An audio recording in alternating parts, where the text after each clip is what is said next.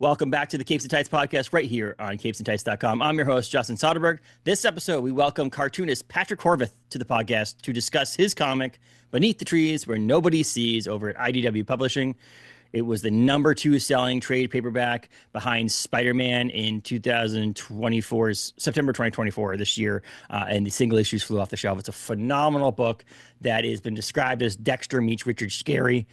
So we talked that. We talked a bunch of stuff. Patrick talked about his history in comics and so much more right here on the Capes and Tights podcast. But before you listen, follow us on Blue Sky, Twitter, Instagram, Facebook, all that stuff, YouTube, all those over there. Subscribe, rate, review, all that stuff are on Spotify and Apple, and visit us at capesandtights.com. So there's so much more information, reviews, and so much more over there. But this is Patrick Horvath, writer, artist of Beneath the Trees, There Nobody Sees, over at IDW Publishing. Enjoy, everyone.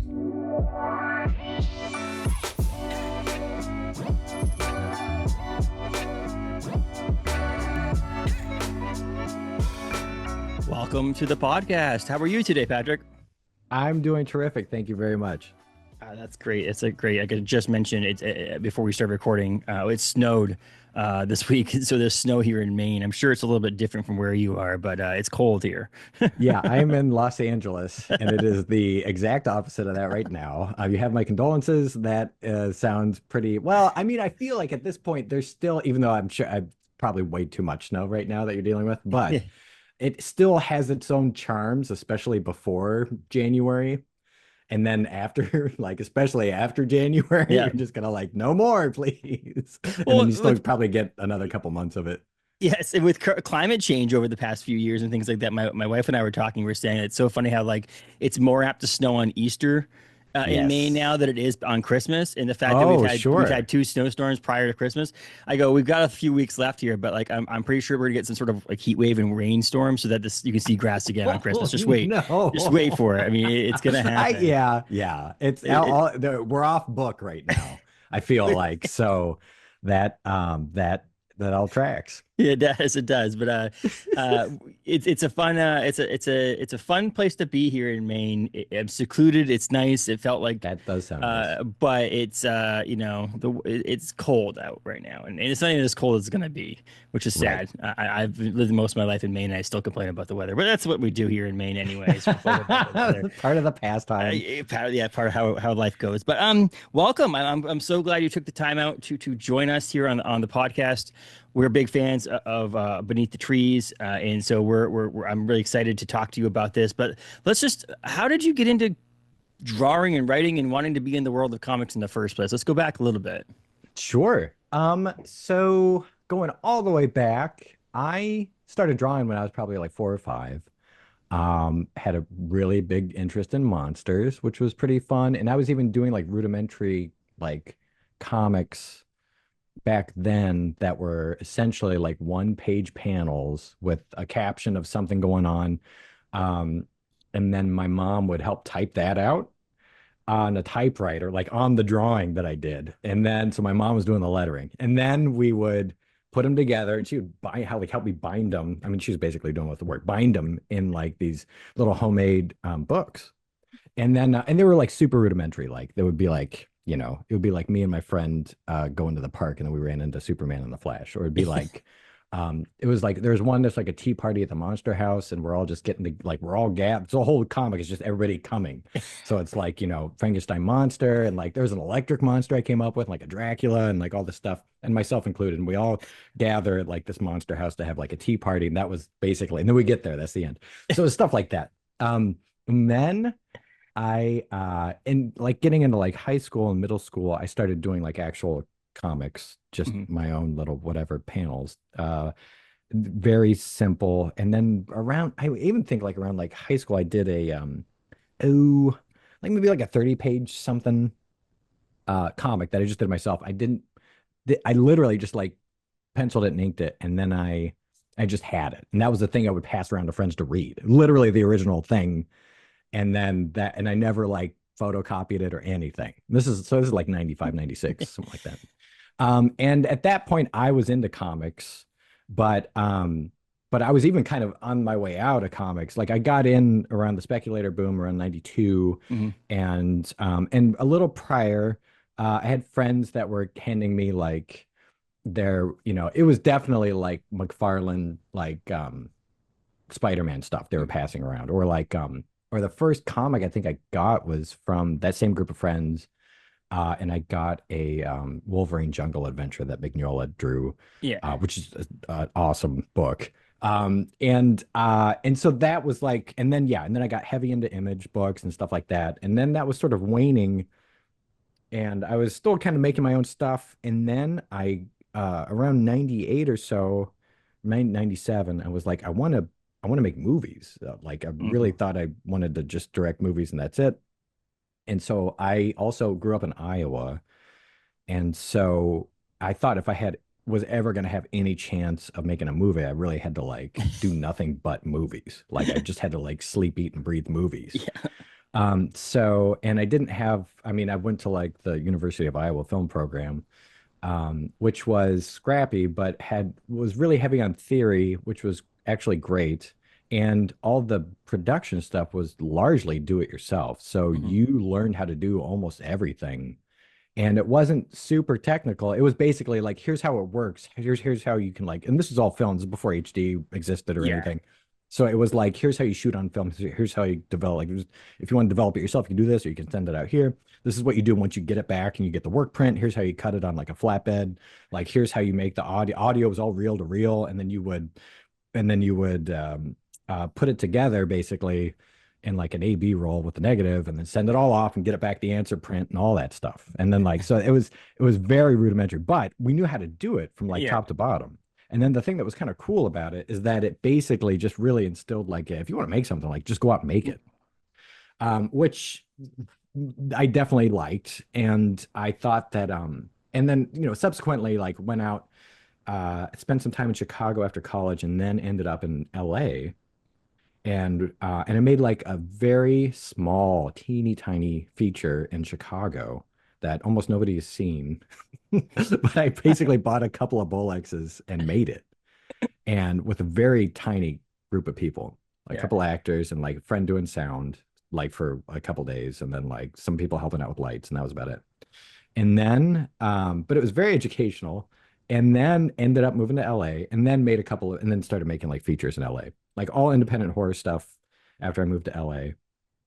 And then around 2010, I started like after the second feature I'd worked on out here that I'd written and directed on, with a friend. It was sort of we were trying to find a home for that movie. And there's always like a bit of depression after projects, Hmm. where like you're just kind of at the end of something and you're like sad to sort of see it go, but you're happy it's done. But you don't know what's next. And it was in that moment that I was like, I miss drawing. I miss Hmm. drawing. Like I hadn't been drawing for like probably a decade at that point, maybe a little more. And so, other than like really rudimentary storyboards and stuff, so I literally just like was like, I'm gonna draw every day. So I started drawing and really trying to actually like I never took classes beyond high school. Hmm. So I just started in like, I should probably figure out anatomy. Like, let's start working on perspective, like totally rudimentary stuff. And then probably a little bit into that, I had gotten back into comics as well, like off and on in the decade prior. And friends were basically putting like really cool books in my hand, be like, you need to check this out. And I mean, like really like basic stuff too. Like, if you ever heard, you haven't read Watchmen, read Watchmen. Like here's Hellboy. You should read Hellboy. And it was like, oh yeah, yeah, this is awesome. This is great. I was connecting the dots between people, and was reading Sin City, and then what people were like, well, you should read like his run on, you haven't read Batman Year One, like read that, like read, you haven't read his run on Daredevil, read that. And like different stuff. Like I was just slowly filling in my comics education, then also getting into like Jean Giraud, Mobius stuff as Hmm. well, and like checking out stuff in the Franco-Belgian world, and then also manga, like really just like finally diving into it, like Yeah. reading Lone Wolf Cub, like all this stuff. So um and then I was like, I should make comics. Like, I don't like, I mean, I never imagined it would be anything other than I likened it to like being in a band. And as I was Yeah. slowly discovering, it was the same thing as like making movies on your own. Like you can make movies that get all across the world now. Like it's not, listen, it ain't easy, but Yes. comparatively speaking, like it's not that hard No. to make a movie that you can get distributed worldwide. It might not, it could even get in a couple theaters. We made a movie for like 12 grand that was called Entrance, and we got that thing picked up by AFC Midnight, and it got out in the world, you know. We didn't see a lot of money from it. Yeah. That's the thing. Like you can't make a ton of money, generally speaking, off those things. Usually there's going to be like a threshold you cross, and then it's Mhm. like there's a whole different ball game. I don't know what that world is, but I was happy making horror films, and I basically likened it to being in a band. Mhm. Especially post, Napster. Like you're probably not going to make a living being in a band, but if you want to make art, like be in a band. Like, if you want to make comics, make a comic.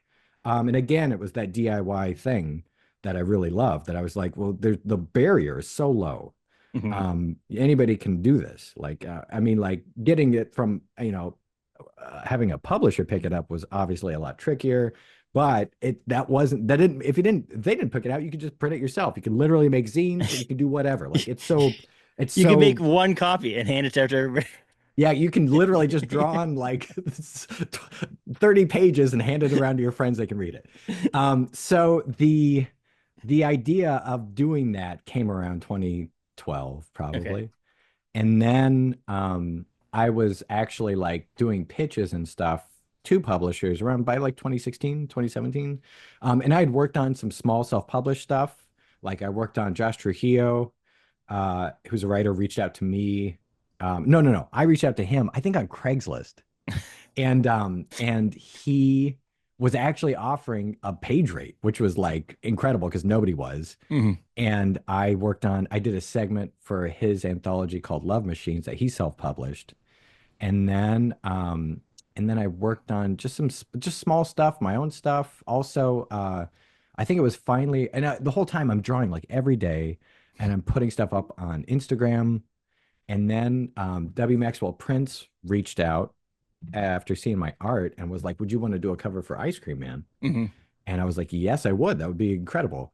That was a great experience. And then after that, had asked if I'd be interested in doing interiors for a issue for this anthology on sad clown stories he was doing called Ha Ha. Mhm. And that's how that came together. And he essentially wrote a script to my strengths, that of stuff he loves to see me draw. And I was like, this is like a dream come true. Thank you. Like, and then around that time, a little prior, I also had done this self-published thing called Free for All. Mhm. That was just for me to have an example of more recent sequential work, Mhm. and to also just practice some storytelling, make a comic, just again, like anybody can go and make your own comic if you want. I mean, like, and Daniel Warren Johnson was also an inspiration just in terms of like Space Mullet. Like, Yeah. just do, you know what I mean? Like that he was definitely one of the, like, when I was getting heavy duty back into comics, was like a rising star that had caught my attention and was really his work is just, very cool, and the whole deal is great. So I was just like, yes, okay, this is what I should be doing. And then slowly, like, this stuff kind of started happening. So randomly, I worked on Southbound, which was another horror anthology movie that I wrote and directed on. The distributor for that was The Orchard, Okay. and Paul Davidson was working with The Orchard, and then he ended up over at IDW, and then he ended up showing my work to uh, Mark Doyle, who was at IDW at the time, and that's how that. And then all of a sudden, I was talking to them, and they're like, "Do you have any pitches?"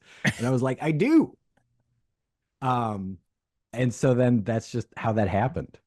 That's And it was that's just insane. totally, so that is the story of like age 4 to here we are, of like how Okay, that that's it. happened. Everybody have a good night. And That's great. goodbye. No, that's amazing. I want to touch back on that. Just do it. So first of all, that's how I started the podcast, right? Kevin Smith, comedian, comic book writer, movie Yeah. writer, film director, all that stuff. Once on a podcast, just basically said, if you want to start a podcast, just freaking do it. Just like get the Yes. equipment, start Yes. making it, start talking to a microphone, and go on from there. And that's what got me started. The other one was my dad used to get mad at us as kids. Like I'm 38 years old, so this is probably about, I don't know, 20 years ago, when we started just recording music in our garage and making like Oh, actual yes. quality sounding recordings that we could just put on the internet and stuff. And my dad was like, we had to like carve out a week and spend thousands of dollars to go into a studio to get a somewhat okay recording on a cassette tape. And you Yeah. guys can like record a song on a weekend and put it on the internet and have people listening to it already. I'm like, yep. Because It's awesome. that's Yeah, so yeah, yeah. And awesome. it's the same. And another thing I didn't mention on too was that like in high school and college and well after college, like it also was in bands. Yeah. Because it was another just way to make art basically. Make Like art. I Yeah. love music. And it was just another like the threshold has gotten so low for all that stuff. And I mean like in the late 90s, I was like, I mean, I would be messing around with like a 4-track cassette recorder and like and doing stuff that way. But I mean, like now it's just so it's exactly what your dad said. Yeah. Like it's so cool how low those thresholds are. I talked about it on our episode 200 with Leona Kangas, but when I first started this podcast, it's about episode 12. I had Dana Snyder on, a voice actor for Master Shake on Aqua Teen Hunger Oh Force, yeah.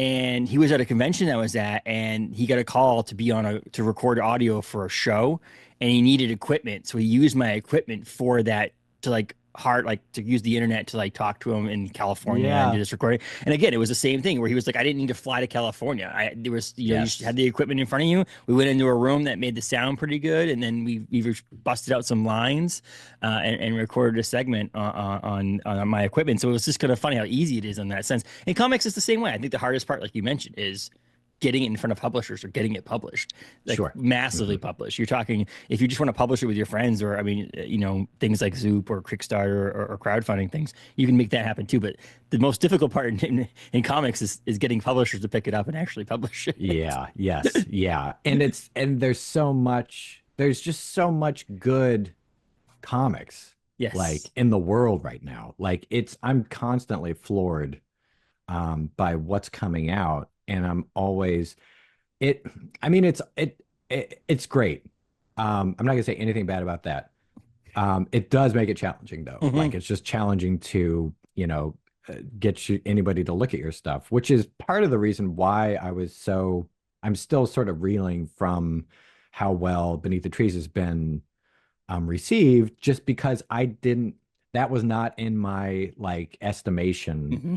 of how this year was going to go or anything like that.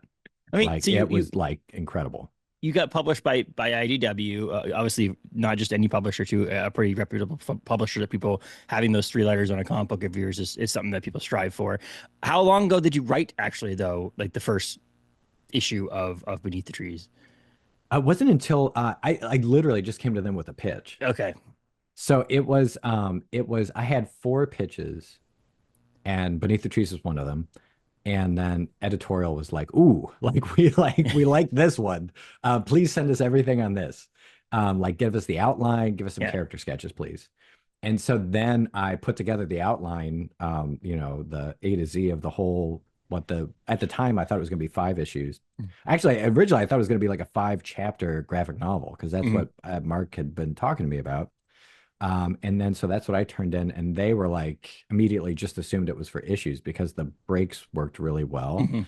And so then and I was all for that. And then they also gave me the latitude to do an extra issue. So it was basically like we want to change it from 5 to 6, just because usually like that's kind of the nice round number they were looking for, and to give the story time, a little more room to breathe.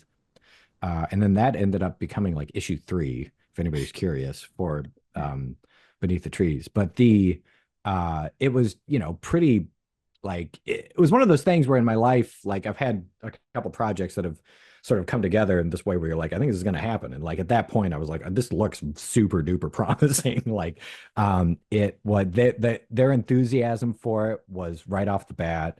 And I mean, and they were, I mean, the whole time, like you have to put together the outline. You have to like also put together like a way to pitch it for them to pitch it. Like Mhm. a big thing is to like, whenever you're giving, I mean, my only advice to people trying to pitch stuff is like, give them the pitch document that they're going to be able to use to Mhm. pitch your Yes. book Yeah. internally. Like if they can't figure out why they should love the book from the pitch doc that you're giving them, like change it. So, Yes. so they do like make it very easy for them to be like, here's the like short and sweet, here's the little bit longer, like this is why we need it, like this is why we need that, whatever. And that was all new to me. Hmm. But they were great about like they were like, we need this from you. Like we need to be able to pitch this.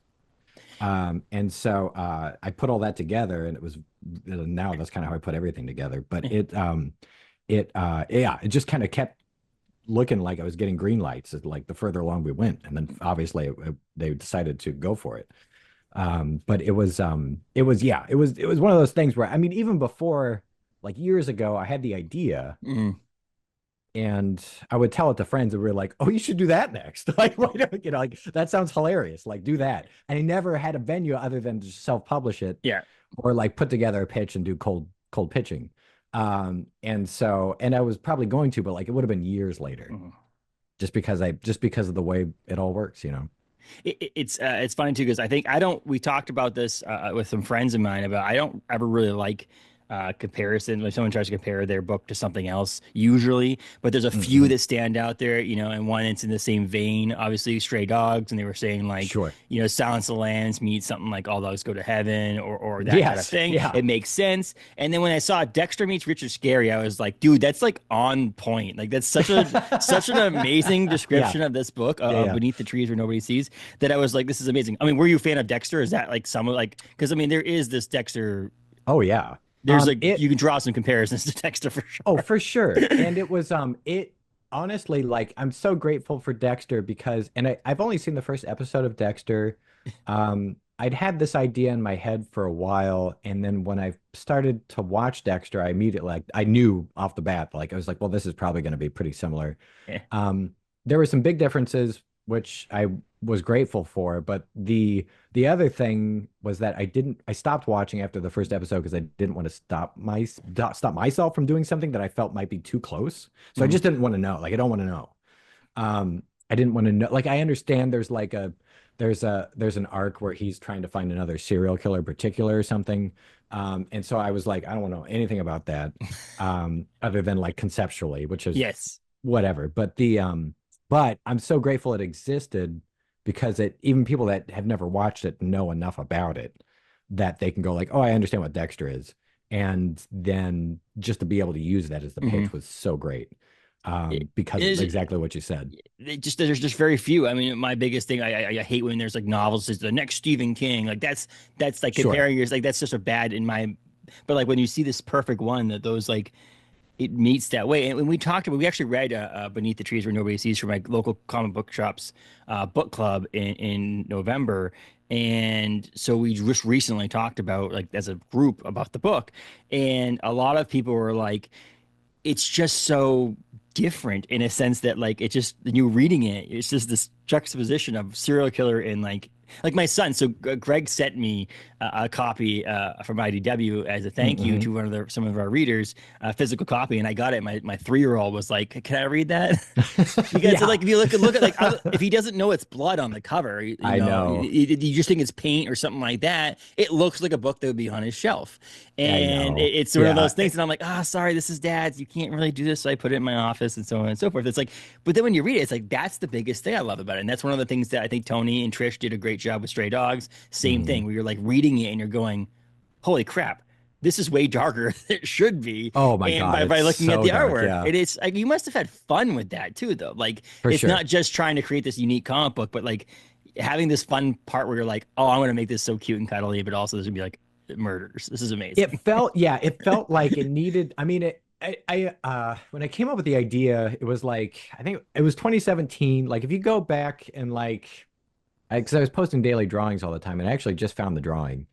And it's actually just a black and white line drawing that I colored in Photoshop, but it was just a bear, like an anthropomorphic bear. The design's different, but they're walking down like a hillside and they have an axe on their shoulder that's like really bloody. And that was the thing. And I drew, and then the more I was looking at it, I was like, because a lot of my drawings, like especially daily drawings, tend to look like snapshots from some larger story or something, which is just sort of the way my brain works. And I don't even know like what it is.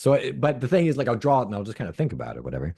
And with that one, it was like, oh, it'd be interesting if there was like a serial killer in like Richard Scarry's Busy Town was like yeah the idea. yeah And the more I thought about it, I was like, oh, it'd be really interesting if there's like two serial killers in Richard Scarry's Busy Town. yes And it was a problem. And then the more I thought about that, it was the idea of really making it like as wholesome as possible, and then also having just the worst like grounded violence like happen within that that felt like it felt wrong in like a good way. Yeah. That made it sort of really compelling to me. And it also weirdly felt like it would have a bigger impact than if it was just real people.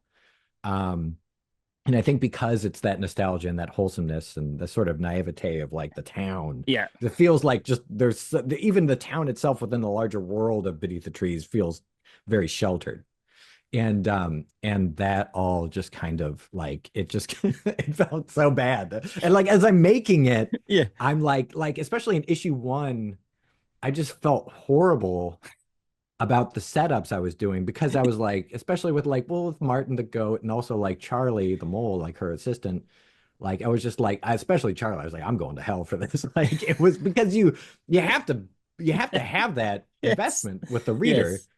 And you really have to play that up and like these like and give them like these real life Hmm. moments and to make them like a living, breathing family and everything. And so and it and that I do that with everything, but there was something about doing it with these animal people that just made it feel like very unfair to them somehow. I don't know, like yeah. Anyway, It's but it's it's great. It's great because I also feel like in this book club we discussed it in the group. There was like everybody loved it. It's one of the few books that a consensus like there's like 15 people in the book club that like all 15 people liked it. It's like this. I think it's like Something's Killing the Children and something else. There was three books that like over the past 18 months that we've done this that are like consensus. Everybody likes it. oh, And that's it good was also, company. but there was a couple of people who were like, oh, the story wasn't like incredibly inventive, but because it was set in this storyline of Richard Scarry style Mm-hmm. artwork, it made it completely different. That like, yeah, you said some of the stuff maybe wouldn't have worked. Maybe it wouldn't have been as big of a hit as it No, was if I it don't didn't think have so. that. And I mean that was kind of part of it. Like it was sort Yeah. of like I kind of feel like just to go along those same lines but a different medium. Like I remember I really like the movie Drive Hmm. by Nicholas Winding Refn. And Yeah. it to me it's a super simple movie. It's like nothing special about the movie, like Yes. plot wise. Like you're just kind of like it's a driver, getaway driver, and then he ends up, getting in bad with the bad people he works with. Like not like revolutionary.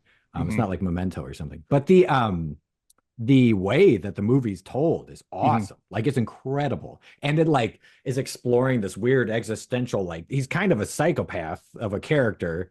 And then but at the same time, like he's our main protagonist, and we're sort of watching him like and the way he defines himself kind of get thrown, to the winds because of the turmoil of like this relationship he had and the circumstances. And so like very similar to how they think about it Yes. beneath the trees. Yes.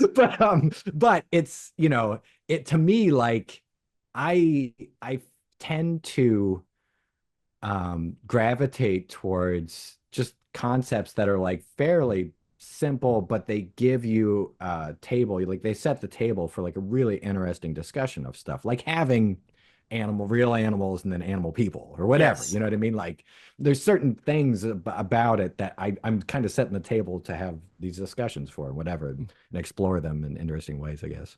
Yeah, and funny thing is that one of the things I brought up in the book club was that you have now cornered this part of the market. Like anybody else who creates this same similar style, like kids artwork with a serial killer, is just copying you. And do you know what I mean? Well, I So it's don't know. like I mean, that. No, I don't. But I mean, it's the biggest form of flattery, right? If you end up having people make things after your success of this book, I'm all but. for it. But I was Yeah. just laughing. I'm like, yeah, it's pretty cool. He like carved his own little spot out there. Now he has, IDW in them have that there. But no, and I mean, it is extremely popular, and I think a great thing going from being a graphic novel potentially to single issues helped with the variant covers and those cool things. I mean, Yeah, the for store sure. there's a couple of store exclusives. One of them was Where the Wild Things Are. Like that Yeah. was phenomenal in that sense. And so like all these exclusives and things like that, single issues are huge in my book. I love single issues, I and think so that they're terrific also just for having a essentially like another monthly, yeah, you know, uh uh a reason to sort of have, reviews come out. yes, You're just pushing this book marketing, like every yeah. month. Hmm. And it can lead as build up for the actual trade coming out.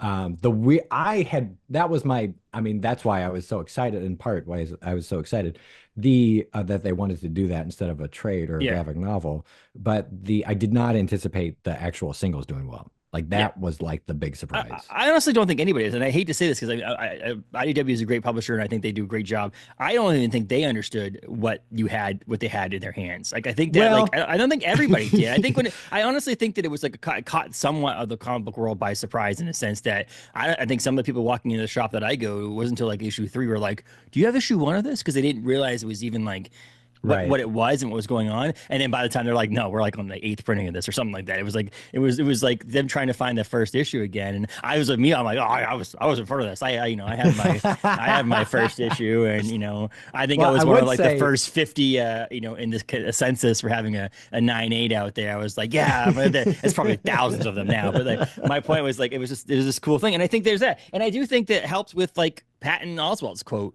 oh my for God, future yes. issues. And I think Patton Oswalt is a wonderful, wonderful comic book creator in his own right. And it's just the cutest. What do they say? Finally, murder and forensics are adorable. Not only is it a Yeah. Patton Oswalt quote, but it's a phenomenal quote about the book. Yeah. And so, like having that a single issue, having that quote be on future issues and things like that, or second printings and things, I think helps as well. I think people, Of course. Yeah, Patton's the best, man. I mean, and I uh had always appreciated his championing of comics in the Mhm. past. And then as soon as he and Jordan came out with Minor Threats, uh have gotten like it feels like even more involved in just like trumpeting like whenever another book comes out, etc. And I mean, like I couldn't be, more grateful to have that quote with our book because it's nuts. Like it blows Mhm. my mind. Yes. But I would say this about IDW. I mean, in talking with them, they had way more confidence about this than I Okay. did. Okay.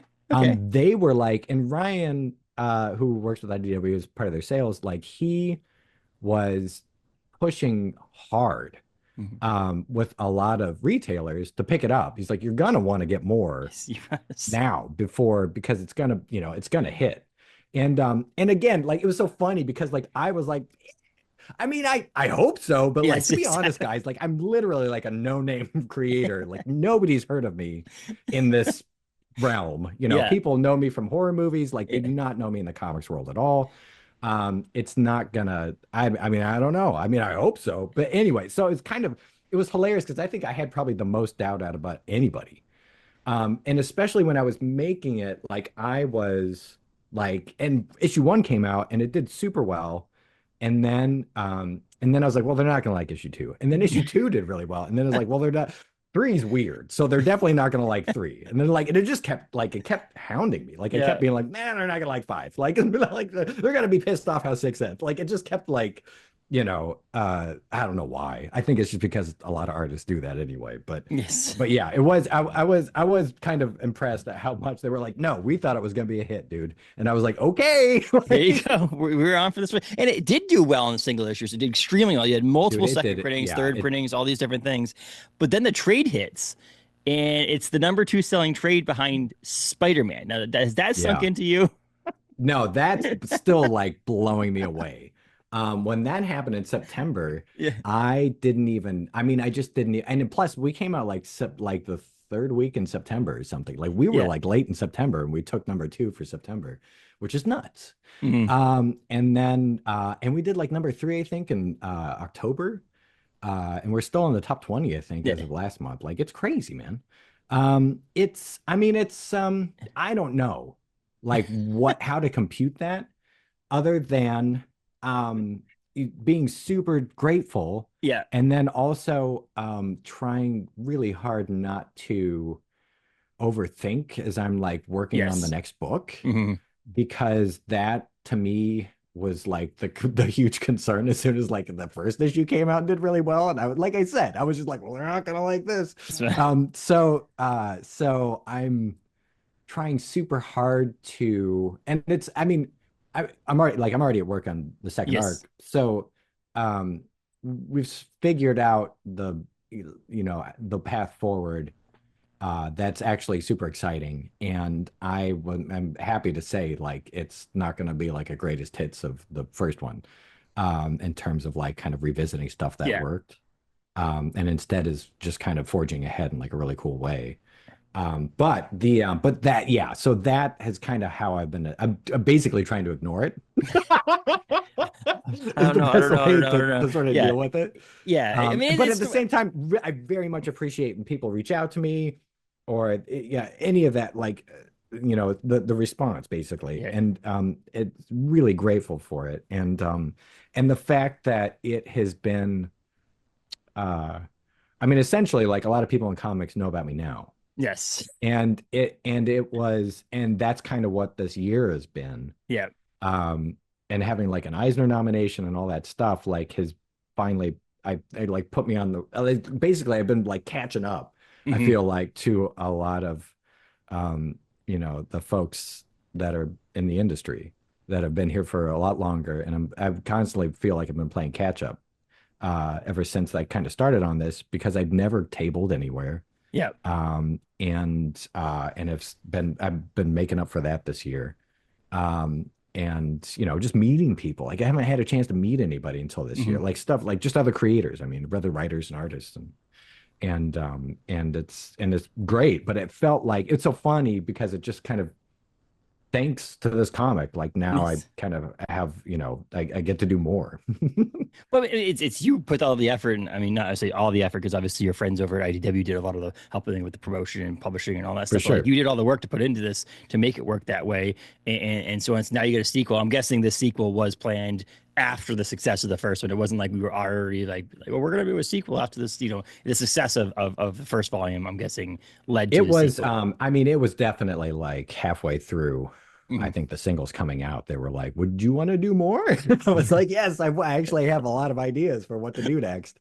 And it was one of those things. As soon as I did issue one, even I was like, "Oh, there's like a lot Not more that more, we can be yeah. doing with this."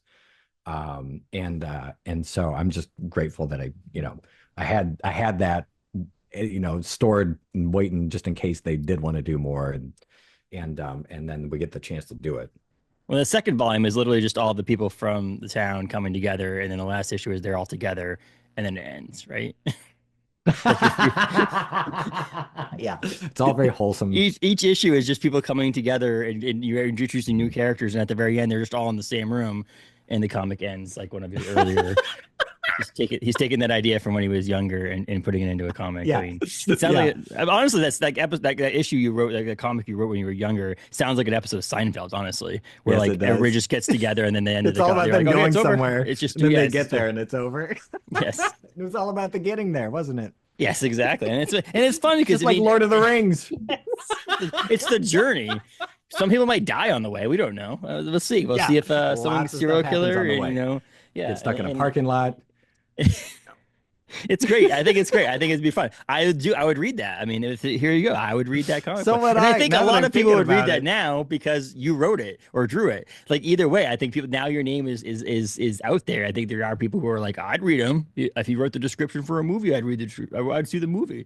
But like I think you have some fans now. I think that's to your hard work and IDW's work and stuff like that. And now your second volume gets to be part of IDW Dark, which is really cool. And Yes. that launch of that imprint, the horror imprint over there, along some pretty cool names of some other intellectual Super. properties and stuff like that. Yes. Yeah, so it's Very pretty cool. cool. Yeah. Yeah. I'm excited to have a home for it. Hmm. And to have just a place for, like it feels like it belongs with this imprint. And it feels like, I mean, and the company's incredible. Hmm. So it's just like, yeah, as soon as I'd heard about IDW Dark, I was getting pretty excited about it. Just in terms of it. Also, I mean, like, listen, I've been doing horror stuff since like 2000. So, Yeah, in terms of especially like writing screenplays that nobody's yeah, ever going to read, back in 2000. But then they can actually see stuff I made in like 2008 and on. yeah. And it's for whatever reason. I mean, the main reason is that I love horror, Yeah. and it for whatever, I found myself really comfortable with the Mhm. genre, and then it as a genre and the tropes that you can employ, they for what, I find myself using them like to just explore whatever kind of concepts more easily than I can in other stuff. I think that part of it is just the visceral nature of horror being universal. Yep. That just worldwide. That kind of lets you then put in. It's like weirdly the sugar that lets you put the medicine in. And I'm just, yeah, I love it. And I think you have some pretty intense moments in Beneath the Trees Where Nobody Sees. But I also think that like my wife's not big into horror, that she could read this and it'd be some sort of like Yes. entry point into the world of horror. That's not like, I don't know, Nailbiter's one of my favorite horror comic books out there, and it gets Sure. pretty gruesome and intense at some Yeah, it moments does. where you're like, geez, I'm crow. This is like there is that part, but she also was a fan of Dexter, so like there's that crossover as well. So which we're getting, they're bringing some more of that back. So maybe that's going to I help know. influence selling your comic. You It just keep can't on saying- hurt. you can't hurt it. To be Like this totally is great. honest, yeah. This is going to be amazing. Now they might be stealing stuff from you instead of you trying to think about stuff Yeah. that they might be like, oh, we saw this in that comic book. But I think it's great. I think it's one of those, like I said, that it's a unique story and a unique, that juxtaposition between children's artwork style and a horror story that meets like a lot of people's like, oh, I guess I'll give it a try and so forth. And like I said, I was just glad I got there on the ground floor because I was able to get that first issue, first printing, and I'm happy about that. But Yeah, the hell yeah. trade is, like I said, we were like, nope. We the book club. I helped curate some of the book club, and I was like, the trade comes out in September. Let's read it in October. It was October, not November. October, and I think there was a book club out in California that did it as well. And I'm sure there's other ones. Yes, Comics Experience. Yeah, and I'm sure there's other ones that did it as well. Because again, it's October was like that month of horror and stuff like that. Oh so yeah, I think there was. that, Yeah, we've had several, and they've been terrific. And it's been that I didn't anticipate that at all. Yeah. And has been such a wonderful, one of the many wonderful surprises, like that's fallout from this book coming out. Like I just didn't, I don't know, just having people like gathering and reading this book and discussing it. And then also shitting all over it. No, just kidding. Well, that's just funny. We've actually had I've had guests on here who are like, "Oh, come on!" Like if I talk to you, like say now, and we're reading it next month, you're like, "Oh, let me come on a Zoom and talk to you." And they're always like, someone on the book club was like, "Should we do it while we're talking about it?" I'm like, "No." We should do it right before we talk about it, and then they should sign off and go, and then we can talk honestly about the book because no one's going to say crappy things about this book if the person who created it sitting on the screen. This is you're just not going to be honest. Yeah, so no, it's a fun book club and stuff like that, and so we have that. We're reading Sweet Tooth. Nice. A whole thing of Sweet Tooth for between November. Oh, cool. Like a compendium. Yeah, between December and January because we're not meeting because of Christmas, and so course, we're doing a cool. 2 month. So idea. it's a longer thing Nice. there. Yeah, that was that's pretty very cool. I'm just waiting for the Beneath the Trees, Ninja Turtles crossover because you are at IDW. So I mean, like, listen, it's not. I mean, I don't know how possible that is, but it's definitely within the realm, I guess, right? Greg's like, shush, don't say that, please. Stop talking about that. But no, and then so that's IDW. But you also have really quickly, while we finish this up, you have Free for All you talked about earlier, but that's coming back out. Yes, an actual out. So you Zoop funded that one, right? Originally, correct. We did a Zoop campaign. Okay. I created it, like I mentioned, around 2000 just to do, and then Zoop reached out as soon as Beneath the Trees came out, like issue 1, and they were like, "Hey, I noticed you have this comic on your website you've never published. Would you want to publish it with us?" I was like, "Oh yeah," because I'd been looking at Zoop for a long time. I mean, they're relatively new, but like as soon as they popped up, I was like, "Well, that's interesting." Like, we can do crowdfunding, and they do a lot of the heavy lifting. This sounds great. And then I ended up deciding to go through with it, and then we got it funded, and should be hitting everybody's mailboxes imminently. And then after that Zoop campaign came through, Oni Press reached out and was like, "Well, what's going to happen after Zoop?" And I was like, because there was this brief window too where it was like, we just did the campaign. And which it got funded. It wasn't like a huge success, but I mean, like, people are getting it. Like it's awesome. Like there's going to be a couple hundred people are going to be getting it. And then all these people I met at conventions were like, "Oh, that book sounds great too. Where can I get it?" I was like, "Well, it's like we did the campaign, but it's done." And so now I'm going to have some copies, but not a lot. But like, here's my email. Like, I hope we can get you a copy. Like it was kind of, I could already see a problem. And then Oni's like, what are you going to do after Zoop? And I was like, well, I don't know. Nothing, basically. It's going to sit on my hard drive. And they were like, Yes. well, can we put it out? And I was like, yes, that would be great. So so yes, very grateful to say Oni's going to have it in shops on March. In March. Okay, so that's Yeah. 2025. So you got a big There's going to be some 2025 coming up variants. anyway. Yes. There's going to be Oh, some variant covers and it's basically it's not going to be quite everything. It's a little different, like a little less than the Zoop campaign, but it's yeah. going to basically be the book. Yeah. And so then that's nice because it's mostly done. So then you just have to release that now, which is like not going to hopefully interfere at all with like writing and drawing. Obviously, the Rite of Spring sequel to Beneath the Trees, Yeah. which is nice to have Yeah, that. yeah, yeah. That product is already done, and just releasing it differently helps without having to like take up some of your time. So grateful for that because it's been hard. Yes. I can imagine. I can imagine. I mean, writing and drawing, and it's one of those things. I think that there's so many of my creator people that I like who have done both. You know, I have Scotty Young tattoos, and having Scotty do both for so many years, he's just like, dude, Yeah. I can't. I have so many stories I want to tell that I don't have time to draw. And so Exactly. he's like, I just got to, at one point, he just basically not gave up. I mean, Kyle Starks has been doing that recently too, a cartoonist who's been able to do both. But then all of a sudden, I know he's like, I'm just going to write right now. And I appreciate that you're doing the second volume all yourself, but like mostly yourself, which is helpful I for am, those who are yeah, I'm fans. definitely, I would like to also write for other artists. Yes. And part of the aim for just getting out there and meeting people was seeing if anybody else would want to work together. Yeah. And so I mean, I don't have anything like to announce or anything, Yeah. at all. But I'm open to it. Like I definitely like it's the same. Yeah, it's exactly Yeah. that. Like there's only so much of me to go around, and I Yeah. can't draw everything, No. even though I wish I could. But I definitely have a lot more stuff that I would like to do with comics. That's awesome. I'm so excited.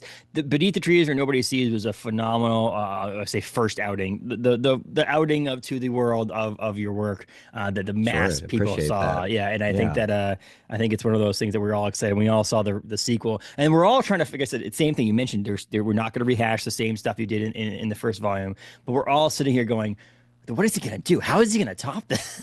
And you're over here Yeah. going, yeah, how am I gonna top this? Yeah, I don't know. I'm just gonna cover my ears and try not to pay attention to that. I mean, we haven't not a lot of details about it, but we have already said like it's gonna take place a big time jump after. Okay. Yeah. So it's gonna be about like 8 years after the events of the first book. And then subsequent. So now like that was sort of set in the 80s. And now we're in like the early 90s. Okay. And then we have the things that kind of there's definitely like a lot of crossover with our world and the world of Beneath the Trees, because like now we're gonna have the internet, Yes. and we're gonna have like globalization happening. So there's like, a lot of industry moves overseas. You have big box stores starting to take over, like mom and pop shops, and running them out of business. And you have like urban sprawl happening. And so like basically Samantha's world's getting like smaller. Yes. And that's kind of the setup for the second arc.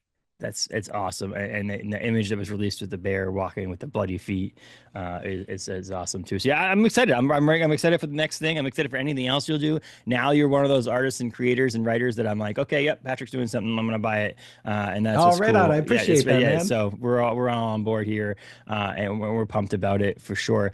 But yeah, I think I'm so grateful that you took time out of your day, your busy day, writing comics and drawing comics to talk to us here on the podcast. Yeah, and I hope you come on again in the future.